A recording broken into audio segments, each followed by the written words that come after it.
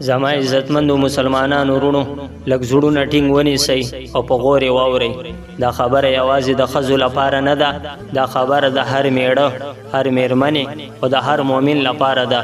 نبی کریم صلی الله علیه وسلم فرمایلی دي په دنیا کې چې کومه ښځه خپل میړه ته تکلیف ورسوي نو په اسمانونو کې یو غږ پورته شي د جنت هغه حور عین چې د الله په علم کې د دې سړي په نکاح کې لیکل شوي وي هغه وایي الله دې تا هلاکه کړي، دته تکلیف مه ورکوه، دا سړی ستا سره یوازې د یو څو ورځو میلمه دی، زر به له تا نه جدا شي او زمونږ طرف ته به راشي.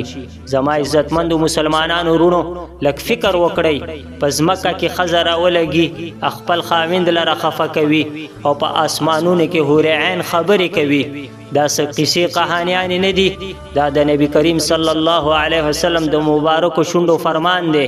بیا په بل روایت کې راځي د جنت حور عین د دنیا له ښځو نه په شمېر ډېرې دي، خو هغوی څه کوي؟ بددعاوې نه، شکایتونه نه، بلکې دعاوې کوي. هغوی وایي ای الله زموږ میړونه په دین ټینګ وساته او د هغوی زړونه خپل اطاعت ته راواړوه او د خپل عزت او رحمت له لارې مونږ هغوی ته ورسوه. زما عزتمندو هغه حورې چې مونږ یې لا تر اوسه نه دي لیدلي نن هم زمونږ لپاره شپه او ورځ دعاوې کوي. او بیا د حضرت عبدالله بن مسعود رضی الله عنه خبره واورئ، په جنت کې به یو ځانګړې حوره وي چې نوم به یې وي لعبه، دومره ښکلې، دومره ښایسته، دومره زړه راښه کوونکې چې د جنت نورې ټولې حورې به پرې مینې شي.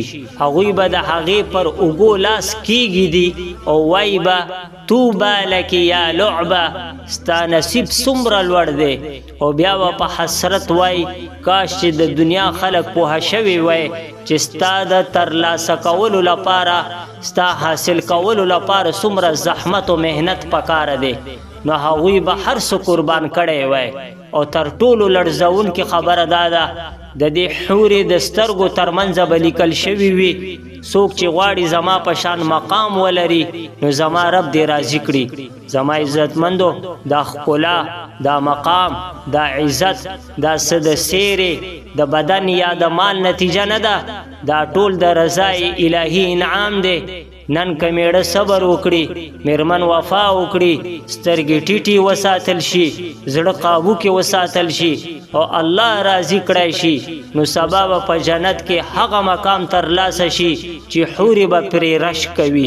الله دې موږ ته توفیق راکړي چې په دنیا کې د یو بل حق ادا کړو او په آخرت کې د جنت لوړو درجو ته ورسیږو.